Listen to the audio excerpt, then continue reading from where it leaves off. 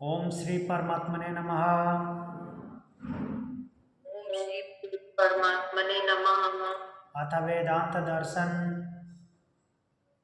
अथ वेदांत दर्शन शांति पाठ।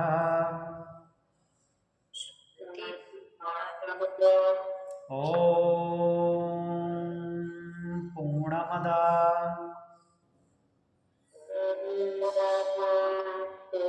पूर्णमद पूर्णमिदं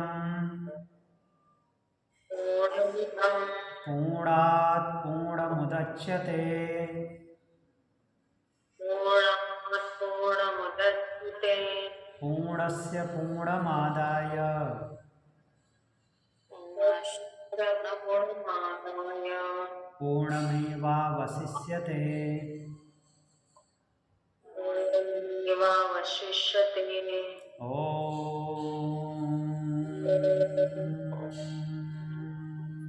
शांति शांति शांति।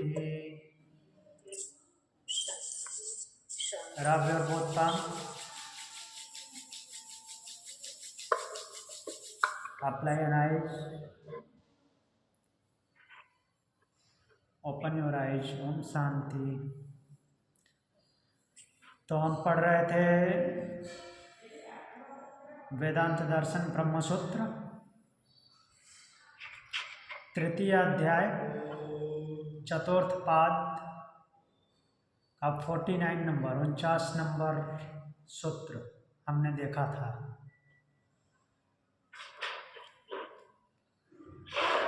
तो 49 नंबर सूत्र में क्या बोला गया था? मौन वदित रेशाम युपदेशात। तो इतरेशाम बोला गया है, अर्थात इसके अलावा जो ऊपर बोला गया है उसके अलावा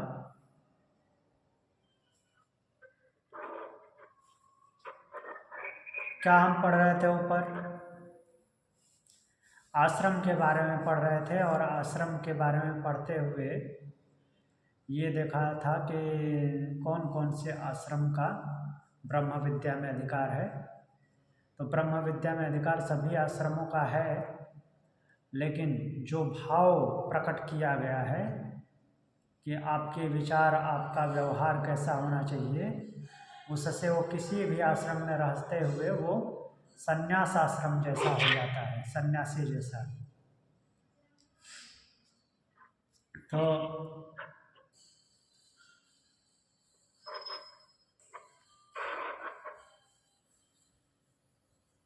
इसको देखते हुए फिर ये आगे बोला गया है कि मौन वदित रेशम व्युपदेशात, इसके अलावा भी मौनवत अर्थात मौनवत रहने का मतलब क्या? चुप हो जाना नहीं।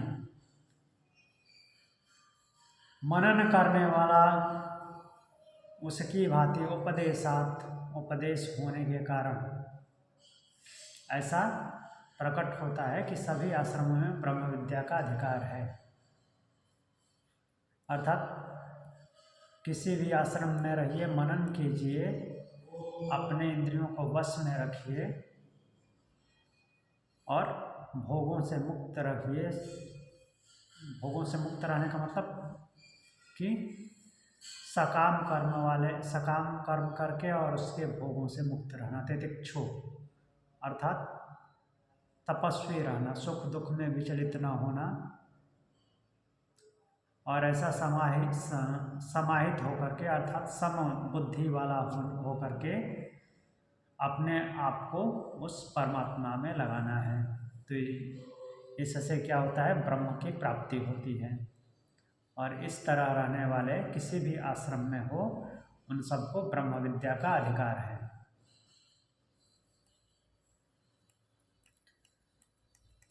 तो अब 50वां जो सूत्र आ रहा है उसके लिए संबंध जोड़ा गया है 47वें सूत्र से। तो 47वें सूत्र के प्रकरण में जो बाल्य भाव से स्थित होने की बात कही गई थी, कैसा बोला गया कि बालक जैसा हो जाओ, ऐसा ही बोला गया था। तो बालक के कौन से भाव को ग्रहण किया गया है? वो तो बहुत नटखट भी होता है, उल्टे सीधे काम भी करता है। तो कौन से भाव को ग्रहण किया गया है उसको स्पष्ट कर रहे हैं। अनाविकुर्वन् नन्वयात्, अनाविकुर्वन् अन्वयात्। क्या बोल रहे हैं? अनअविकुर्वन्, अपने गुणों को प्रकट न करता हुआ। बालक के किस गुण को ग्रहण करना है? दंभ और अभिमान से रहित, अर्थात जैसे बालक सरल भाव से रहता है, उसको न तो कोई अभिमान है और न ही कोई घमंड है,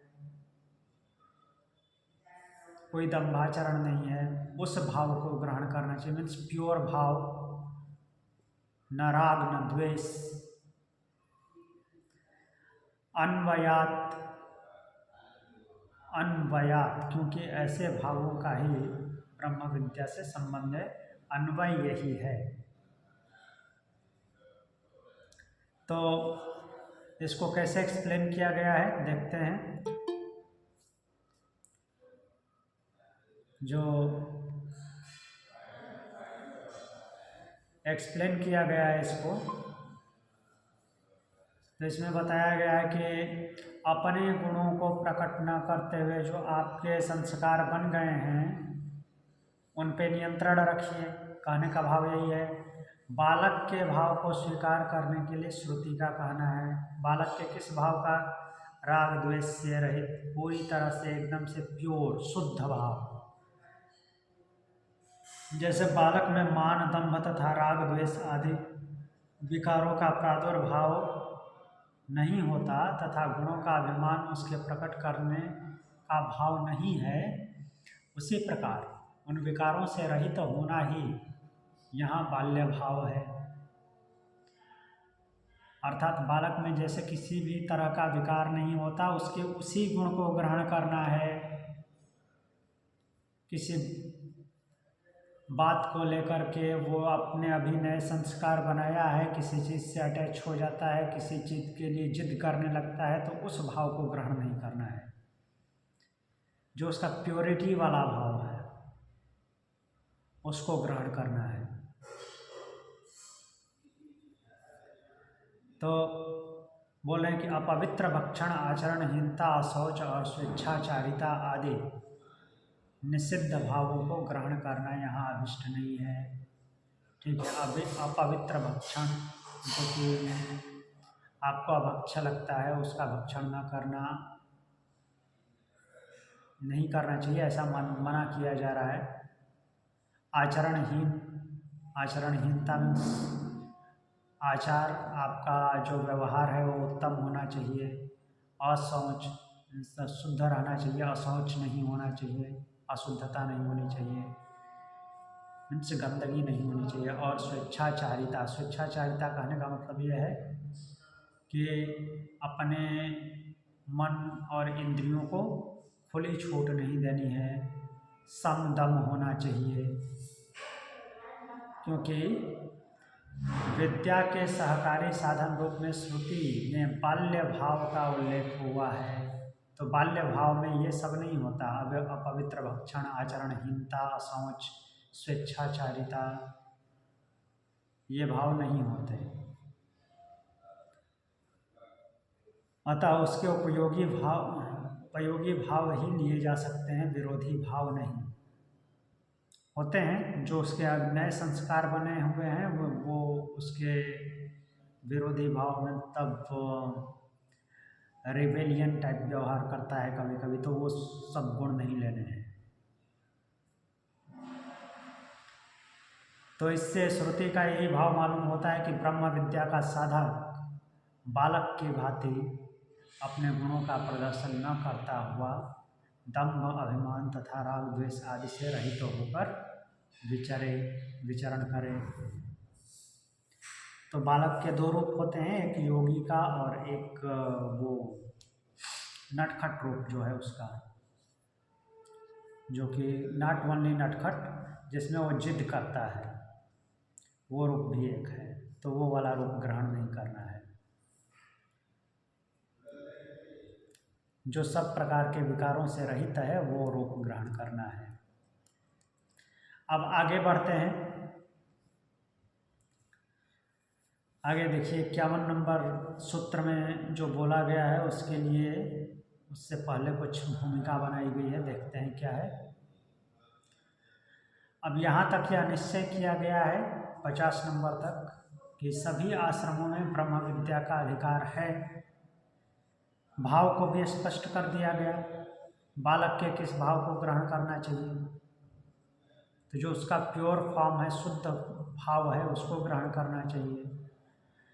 अब यहाँ पर यह जिज्ञासा होती है कि शास्त्रों में जो ब्रह्म विद्या का फल जन्म मृत्यु आदि दुखों से छूटना, ये है ना ब्रह्म विद्या का फल, ब्रह्म को प्राप्त हो जाना।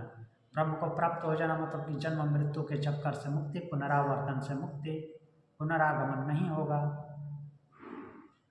ऐसा जो बताया गया है और परमात्मा को प्राप्त हो जाना बताया गया है, वह इसी जन्म में होता है कि उसके लिए दूसरा जन्म लेना पड़ता है। जो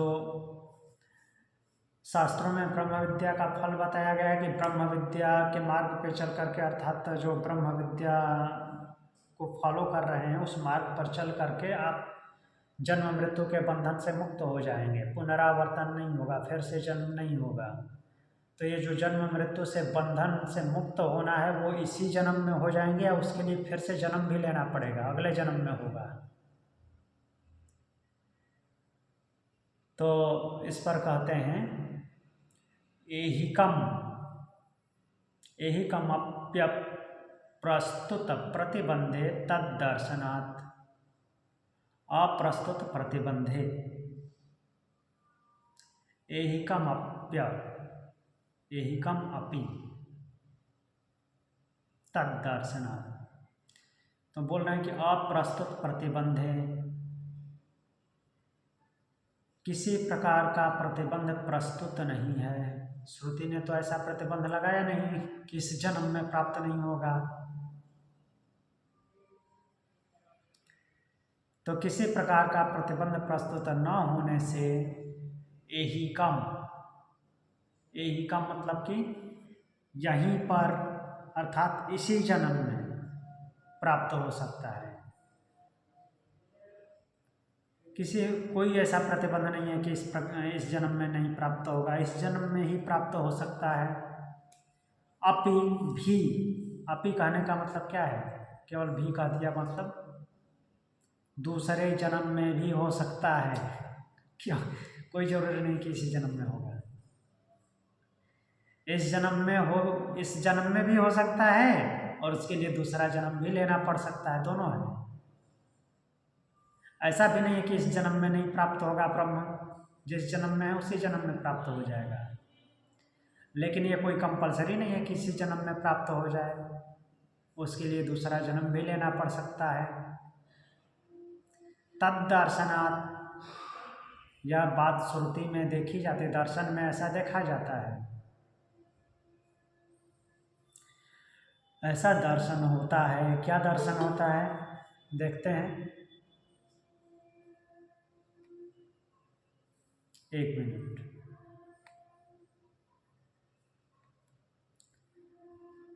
तो देखते हैं कि उपनिषद क्या बताते हैं। इस जन्म में भी ब्रह्म प्राप्ति हो सकती है और दूसरा जन्म भी लेना पड़ सकता है। कैसे, कोई एक ही क्यों नहीं है? क्योंकि मार्ग से भटक जाएगा साधक तो दूसरा जन्म लेना पड़ेगा। तो श्रुति में क्या बोला गया देखते हैं। श्रुति में कहा गया है कि गर्भ में स्थित वामदेव ऋषि को ब्रह्म भाव की प्राप्ति हो गई थी, बोला गया है ऐतरेय उपनिषद 2:5। चलिए देखते हैं।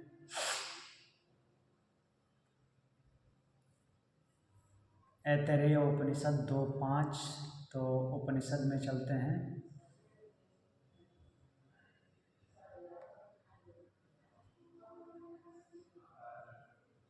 ऐतरेय उपनिषद के दूसरे अध्याय का 5वां मंत्र मुंडक मांडुक्य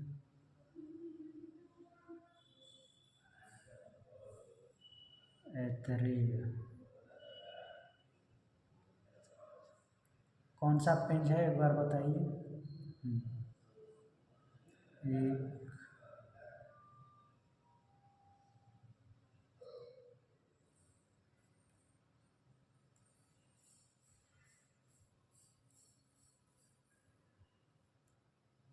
2 5 मिल गया। ये देखिए इसमें, हाँ इसमें क्या बोल रहे हैं,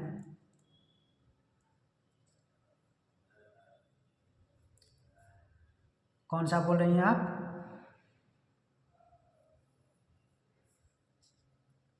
322 दूसरे अध्याय का 5वां श्लोक ना।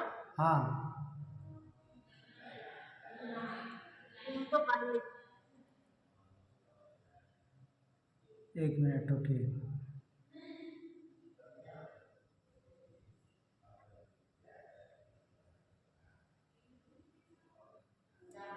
हाँ हाँ वही वाला। तो देखिए यहाँ पे क्या बोला गया है, गर्भे नुसन्वेषामवेदम् अहं देवानां जानीमानि विश्वा शतं मा पुरा आयसि रक्षन्नधः स्येनो जवसा निरदीयमिति गर्भम एवैतच्छयानो वामदेव एवं उवाच। तो वही बात अर्थात जो इसमें ब्रह्म विद्या की बात कही गई है, तो वही बात ऋषि द्वारा कही गई। अहो, कौन से ऋषि बोल रहे हैं? वामदेव। मैंने गर्भ में रहते हुए ही इन देवताओं के बहुत से जन्मों को भली भांति जान लिया। किन देवताओं के? ये मन और इंद्रियों के बहुत सारे जन्मों के, अर्थात सूक्ष्म शरीर के बहुत सारे जन्मों को मैंने भली भांति जान लिया गर्भ में रहते हुए, अर्थात वो ब्रह्म विद्या प्राप्त कर लिए गर्भ में रहते हुए। तत्व ज्ञान होने से पूर्व मुझे सैकड़ों लोहे के समान कठोर शरीर ने अवरुद्ध कर रखा था। कठोर शरीरों ने अवरुद्ध कर रखा था। किसको? लोहे के समान हथकड़ी बेड़ी बोल रहे हैं, और एक नहीं सैकड़ों, अर्थात पहले के जो इनके जन्म हुए हैं उन सबको जाना। वो क्या है? लोहे की कठोर बेड़ियों के समान है। और बोल रहे हैं कि इन्होंने अवरुद्ध कर रखा था। सेन बाज पक्षी की तरह जवसा वेग से उन सबको तोड़ करके उनसे अलग हो गया हूँ। अर्थात जन्म प्राप्त करने से पहले ही इस जन्म में, जिस जन्म में वो आने वाले हैं, उस जन्म में जन्म प्राप्त करने अर्थात गर्भ से बाहर आने से पहले ही वो ये सब कुछ कर चुके हैं। अर्थात उन सारे जन्मों को देख करके उनको हथकड़ी बेड़ियों की तरह भांप करके उनसे मुक्त हो गए। अर्थात कि जिस जन्म में हैं उसी जन्म से अब मुक्ति, अब उसके आगे उनको जन्म लेना नहीं है। अब जन्म लेते ही वो क्या होंगे? जीवन मुक्त अवस्था में जीवन व्यतीत कर रहे हैं।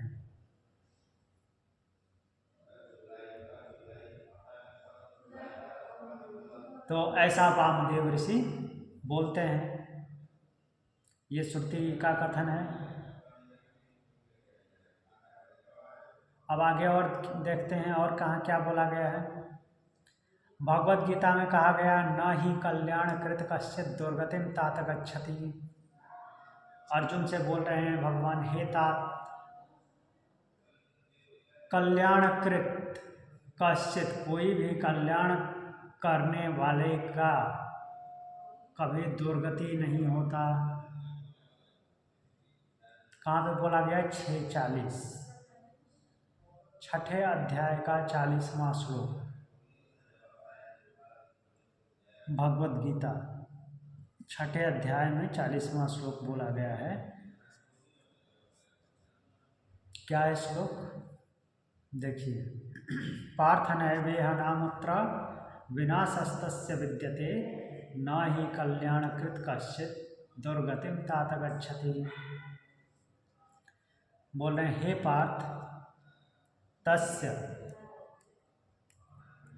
न इह विनाशा विद्यते, उसका न तो यहाँ पर विनाश होता है, न आमुत्र एव ही, और न ही यहाँ से जाने के बाद, यहाँ से जाने के बाद भी वो न तो नष्ट होता है और न ही यहाँ रहते हुए नष्ट होता है। विनाश होने का मतलब क्या बोला गया है कि उससे नीचे नहीं गिरता। किसकी बात कर रहे हैं? तात, हे तात, कल्याणकृत, कल्याण करने वाले किसी भी का, कल्याण करने वाले का न तो यहाँ पे विनाश होता है और न ही यहाँ से जाने के बाद। किसी कोई भी जो कल्याण करने वाला है उसकी दुर्गति न गच्छति, वो दुर्गति को नहीं जाता, दुर्गति को नहीं प्राप्त होता। उसके आगे और बताएंगे कि कहाँ पे वो जन्म लेगा, क्या होगा। तो हमने श्रुति और स्मृति इन दो का एग्जाम्पल लिया और इन दोनों के माध्यम से एक एक करके क्या देखा कि एक में तो बोला गया है कि इसी जन्म में मुक्ति मिल जाएगी, इसी जन्म में ब्रह्म प्राप्त हो जाता है, वामदेव का एग्जाम्पल है। दूसरा जन्म नहीं लेना है। भगवत गीता में दूसरा जन्म लेना है, कल्याण भगवत गीता के अनुसार ऐसा नहीं कंपलसरी, भगवत गीता ऐसा बोल रहे हैं, मीन्स इस श्लोक के माध्यम से ये दिखाया गया है कि दूसरा जन्म लेना पड़ेगा।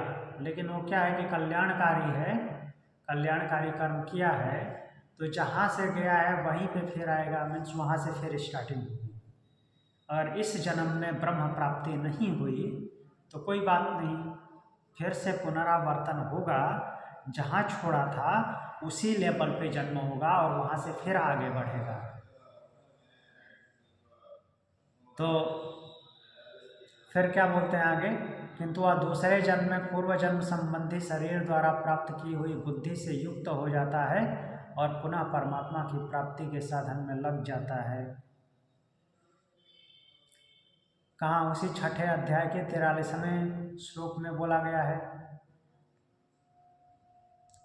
जहाँ से वो गया था जन्म उसका उसी लेवल पे होता है, वो पिछले वाले शरीर में जैसी बुद्धि थी उसी लेवल की बुद्धि उसको प्राप्त होती है। ऐसा नहीं कि एकदम से ब्लैंक रहेगा, जिस लेवल पे वो था उसी लेवल की बुद्धि प्राप्त होती है। और उससे आगे वो कार्य करता है। देखिए श्लोक क्या बोल रहा है, भगवत गीता में भगवान बोलते हैं, तत्र तम बुद्धि संयोगम, वह उसी बुद्धि से युक्त हो जाता है। वह जब दोबारा जन्म होगा उसका, वहाँ पर उस बुद्धि से युक्त हो जाता है, उसका संयोग हो जाता है उस बुद्धि से। किस बुद्धि से? जिस बुद्धि तक वो पहुँचा था पिछले जन्म में। लभते पूर्वदेहिकम, पूर्व देह में जो प्राप्त किया था उसका लाभ मिलता है उसको, अर्थात वहीं से वो स्टार्ट होता है। यतते च ततो भूया संसिद्धौ कुरुनंदन, हे कुरुनंदन, तथा भूया उसके प्रभाव से, भूया फिर, संसिद्धौ यतते,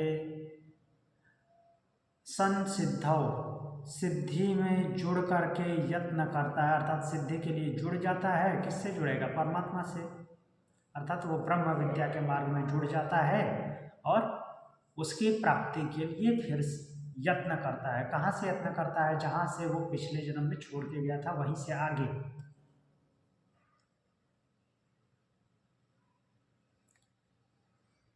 तो अब इसके आगे फिर सूत्र में चलते हैं।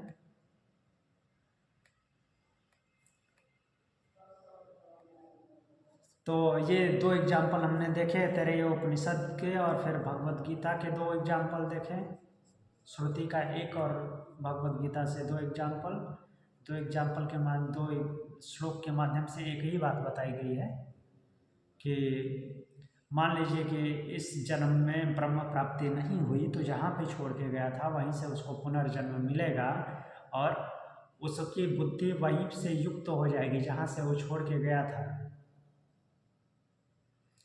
तो इस प्रकार श्रुतियों और स्मृति के प्रमाणों को देखने से यही सिद्ध होता है कि यदि किसी प्रकार का कोई प्रतिबंध उपस्थित नहीं होता तब तो इसी जन्म में उसको मुक्ति रूप फल की प्राप्ति हो जाती है। अर्थात अगर कोई विकार नहीं उत्पन्न होता, कोई बाधा नहीं उत्पन्न होती, उसकी यात्रा में कहीं भटकता नहीं है तो इसी जन्म में ब्रह्म प्राप्त हो जाएगा। अगर कहीं विघ्न पड़ गया, उसके मार्ग में रास्ते से भटक गया तो क्या होगा, फिर से जन्म लेना पड़ेगा और फिर से जो जन्म लिया तो वो जन्म लेना व्यर्थ नहीं है। वो जहाँ से पिछले जन्म से गया था वहीं से फिर आगे की यात्रा स्टार्ट करेगा। तो ये रहस्य है जन्म जन्मांतर का। इस जन्म में भी मुक्ति हो जाएगी, अगर नहीं हुई तो फिर दूसरा जन्म होगा और वो दूसरा जन्म कहाँ से स्टार्ट होगा, जहाँ से पिछले जन्म में छोड़ के गया था, उसी बुद्धि से युक्त होकर के आएगा।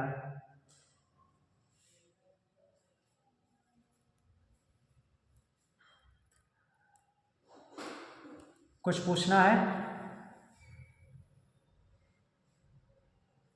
ठीक है, फिर आगे बढ़ते हैं। आगे और क्या बोल रहे हैं?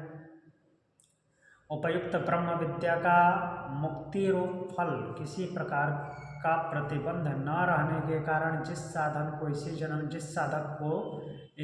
में मिलता है उसे यहाँ मृत्यु लोक में ही मिल जाता है। क्या बोलना चाह रहे हैं कि मुक्ति रूप जो फल है, जो किसी प्रकार का प्रतिबंध न रहने के कारण जिस साधक को इसी जन्म में मिलता है उसे यहाँ मृत्यु लोक में ही मिल जाता है या लोकांतर में जाकर मिलता है। ब्रह्म विद्या का जो फल बताया गया, ब्रह्म विद्या का फल अर्थात ब्रह्म की प्राप्ति, तो ब्रह्म की प्राप्ति इसी जन्म में हो जाती है या इसी जन्म में बोलने का मतलब कि उसी को लिखेंगे मृत्यु लोक में मिल जाता है या लोकांतर में। हमने लोकांतर का रहस्य बार बार पढ़ के यह अनुभव कर लिया। लोकांतर का मतलब क्या होता है कि दूसरे जन्म में, अर्थात इस मनुष्य शरीर में ही मिल जाएगा। इस मनुष्य शरीर धारण किए हुए इसी में कर्म करते हुए ब्रह्म विद्या का अनुसरण करके ब्रह्म की प्राप्ति हो जाएगी या दूसरा जन्म लेना पड़ेगा। तो इस पर क्या बोलते हैं? एवं मुक्ति फला नियमस्तद अवस्था अधृतेस्तद्वस्थावधृते। एवं इसी प्रकार मुक्ति फल नियमः, मुक्ति फला नियमः, मुक्ति फल अनियमः शब्द है। एवं जैसा पहले बताया गया है, क्या बताया गया है कि ब्रह्म की प्राप्ति इसी जन्म में भी हो सकती है और कहीं विचलित हो गए तो अगला जन्म लेना पड़ेगा।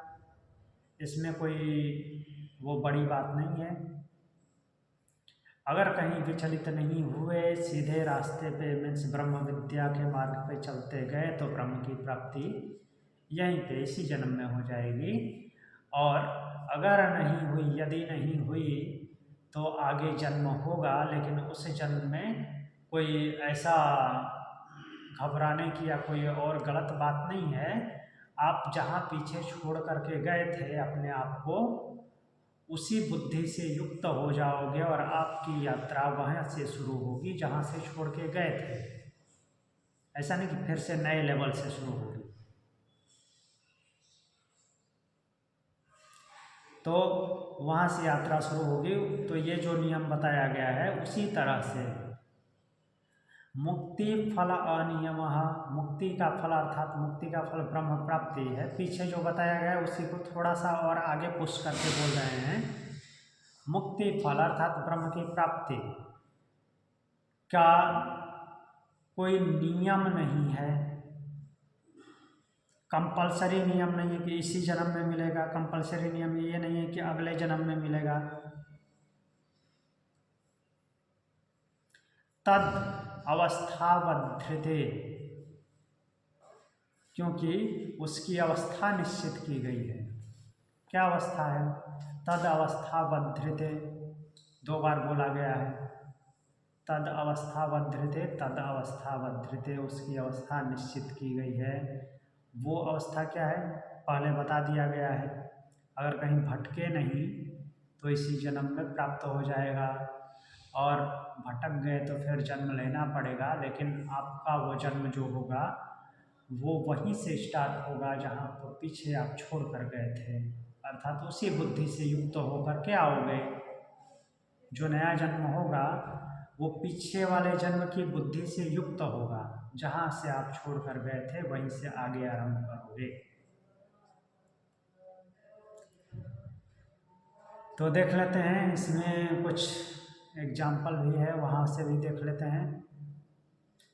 ब्रह्म विद्या से मिलने वाली मुक्ति रूप फल के विषय में जिस प्रकार यह नियम नहीं है कि वह इसी जन्म में मिलता है या जन्मांतर में, जो हमने पहले पढ़ दिया है, उसी प्रकार से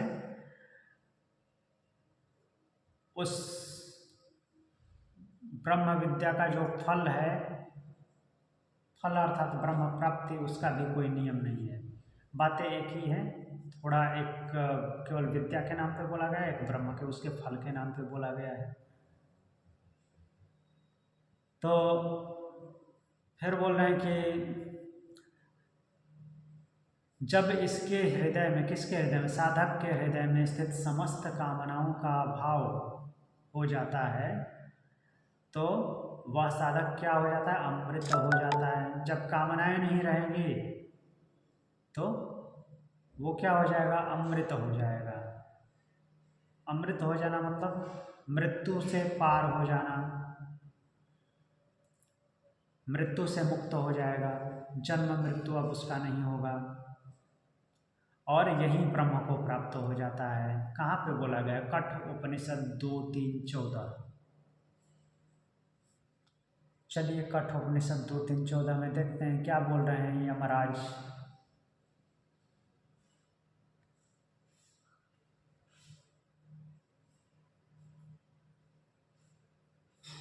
कठ उपनिषद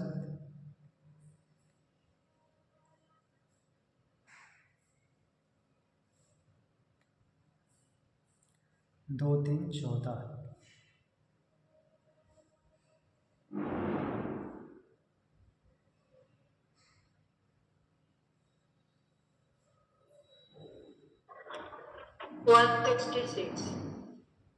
वन सिक्सटी सिक्स।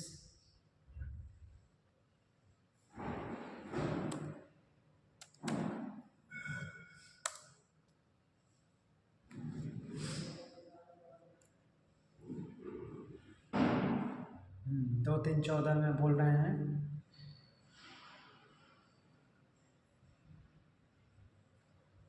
यही है ना?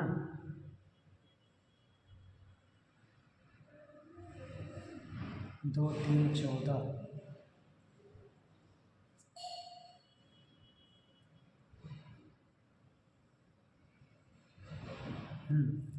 यदा सर्वे प्रमुच्यन्ते कामा ये यस्य हृदि श्रिता अथ मर्त्यो अमृतो भवत्यत्र ब्रह्म समश्नुते।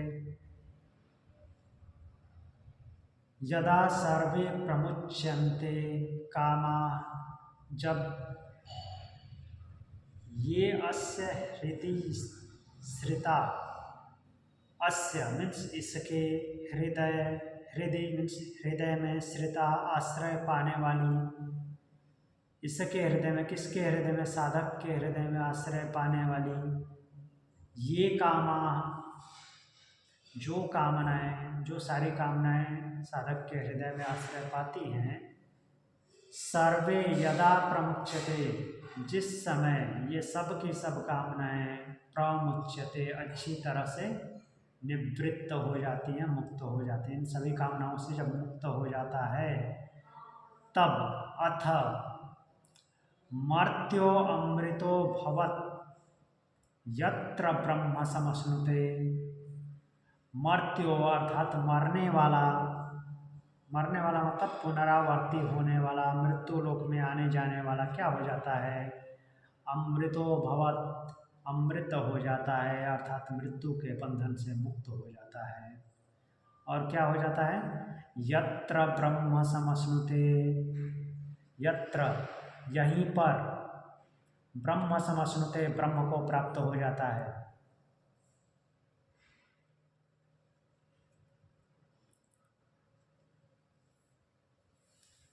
तो अर्थात उसको पुनर्जन्म नहीं लेना पड़ता ब्रह्म प्राप्ति के लिए। जो ब्रह्म विद्या का परिणाम ब्रह्म प्राप्ति है उसको दूसरा जन्म नहीं लेना पड़ता। जब इस साधक के हृदय में उत्पन्न होने वाली सारी कामनाएं प्रमुच्यते, सारी कामनाओं से मुक्त हो जाता है जब वह साधक, तो वो क्या होता है,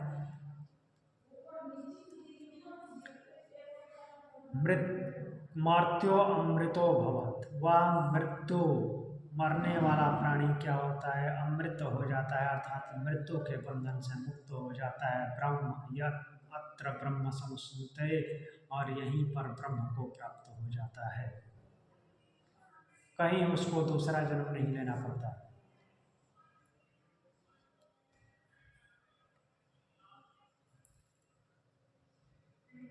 आगे बढ़ें, कुछ पूछना है?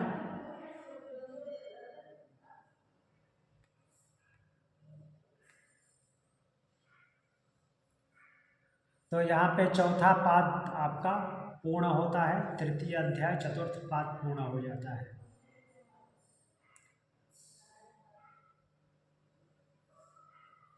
कुछ पूछना है इससे, तृतीय अध्याय से चतुर्थ पाद से पूछना है तो पूछिए, नहीं तो आगे बढ़ते हैं।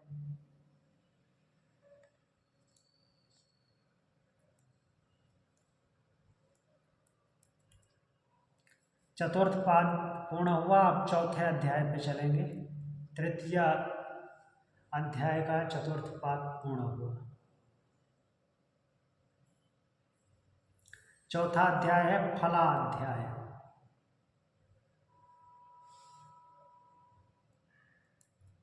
तृतीय अध्याय का क्या नाम था?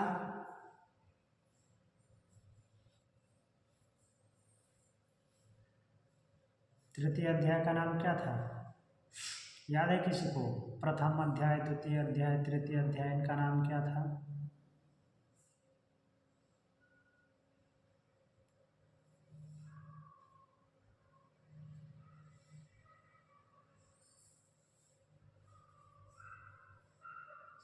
अगली क्लास में बताइएगा। साधना। हाँ बोलिए, साधना पाद, साधन अध्याय, साधन अध्याय था। और दूसरा अध्याय क्या था?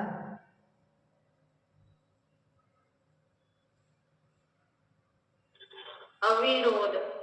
और प्रथम अध्याय समन्वय। समन्वय। गुड। नहीं, मैं देख के बता रही हूँ नोट। समन्वय, अविरोध, साधन, फल, इसको ऐसे याद करना है। समन्वय, जो कुछ भी बिखरा पड़ा है इधर उधर उसको समन्वित करेंगे, साथ में लाएंगे। तो क्या होगा, जब साथ में लाए, साथ में मिल गए, तो क्या होगा, अविरोध होगा, विरोध समाप्त हो जाएगा। विरोध समाप्त हो जाएगा तो आगे बढ़ने के लिए साधन जुटाएं, साधन का जुगाड़ करेंगे। आगे कैसे बढ़ें, तो ब्रह्म विद्या के मार्ग में आगे बढ़ेंगे साधन की वजह से। तो साधना अध्याय, उसके बाद जब साधना करेंगे, साधन जुटा करके साधना करेंगे तो उसका फल प्राप्त होगा। तो ये चौथा अध्याय जो है फलाध्याय है।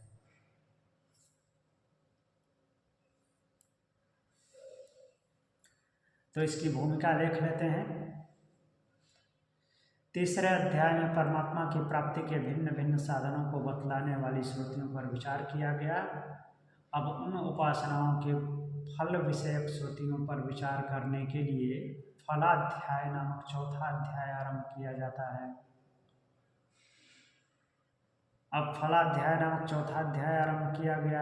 यहाँ पर क्या हुआ, प्रश्नकर्ता के मन में जिज्ञासा हुई। पूर्वोक्त उपासनाएं गुरु द्वारा अध्ययन कर लेने मात्र से ही अपना फल देने में समर्थ हैं या उनके साधनों का बार बार अभ्यास करना चाहिए?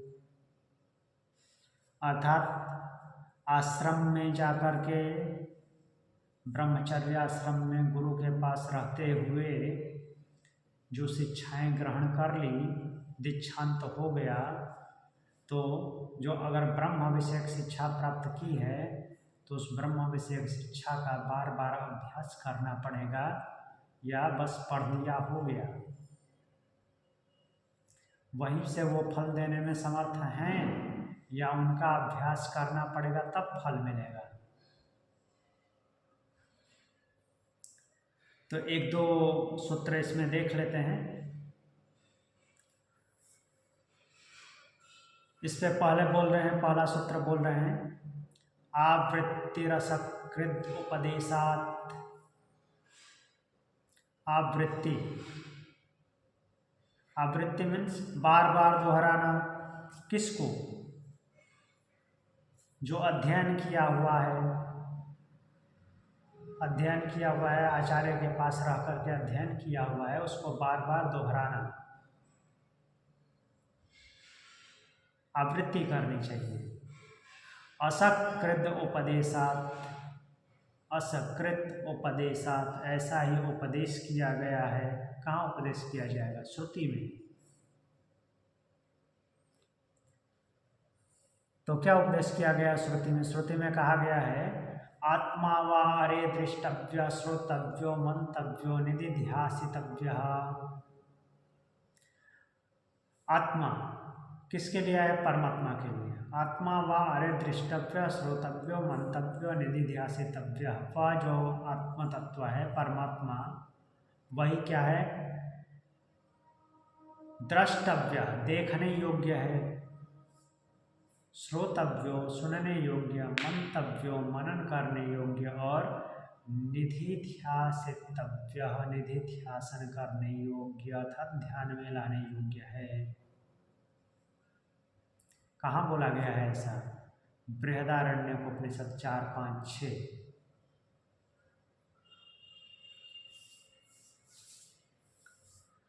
चतुर्थ अध्याय पंचम ब्राह्मण छठा मंत्र में ऐसा बोला गया है कि वह आत्म तत्व ही द्रष्टव्य, देखने योग्य, श्रोतव्यो, सुनने योग्य, मंतव्यो, मनन करने योग्य, और निधिध्यासितव्य, निधिध्यासन करने योग्य है। अब आगे और भी एग्जाम्पल देखते हैं। ज्ञान प्रसादेन विशुद्ध सत्वतस्तु तम पश्यते निष्कलम ध्यायमानः। ये बोला गया मुंडकोपनिषद 3:1-8। तो तीसरे अध्याय का प्रथम खंड का 8वां श्लोक है। क्या बोला गया इसमें? ज्ञान प्रसादेन विशुद्ध सत्वात् ततस्तु, विशुद्ध अंतःकरण वाला साधक उस अवयव रहित विशुद्ध सत्वस्तु तम पश्ये निष्कलम ध्यानम। निष्कल, जो कलाओं से रहित है, उसको निरंतर ध्यान करता हुआ, ध्यायमान अर्थात ध्यान में लगा हुआ उसका साधक तो बोल रहे हैं कि ज्ञान प्रसादेन, ज्ञान के प्रसाद से, ज्ञान के प्रसाद मतलब कि ज्ञान की उत्कृष्टता से, सर्वोच्चता, श्रेष्ठता से, विशुद्ध सत्व तस्तु, उस विशुद्ध सत्व को देखता है, तम पश्येत, तो उसको देखता है। ये कहाँ बोला गया? मुंडक उपनिषद 3:1-8 में। तो उस विशुद्ध सत्व को साधक जब निष्कल हो जाता है, कलाओं से रहित हो जाता है, तो उसको देखता है। कलाओं से रहित 16 कलाएं जो हमने पढ़ी हो उपनिषद में, नाम रूप वगैरह। और क्या बोला गया है? उपासते पुरुषं ते ह्यकामास्ते शुक्रमेतद्दति वर्तन्ते धीराः। उपासते पुरुषं ये ह्यकामास्ते, ह्यकामास्ते, जो कामनाओं से रहित साधक, उपासते पुरुषम, उस पुरुष की, उपासतम पुरुषम, उस पुरुष की उपासना करते हैं। ये ह्यकामास्ते, जो कामनाओं से रहित हुआ, उस पुरुष की उपासना करते हैं। ये पुरुष किसके लिए आया है? परमात्मा के लिए। तो वे क्या होते हैं? शुक्र में तदति वर्तन्ति धीरा।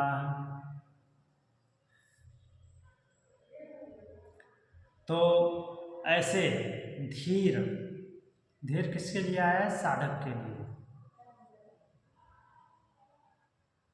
तो ऐसे धीर शुक्र में तद अति वर्तन्ति, शुक्र से उत्पन्न हुए शरीर को, शुक्र से उत्पन्न हुए इस शरीर का अति वर्तन्ति, अतिक्रमण अर्थात इसको पार कर जाते हैं, इस शरीर में उलझते नहीं हैं, अर्थात लिप्त नहीं होते, कर्मों में लिप्त नहीं होते।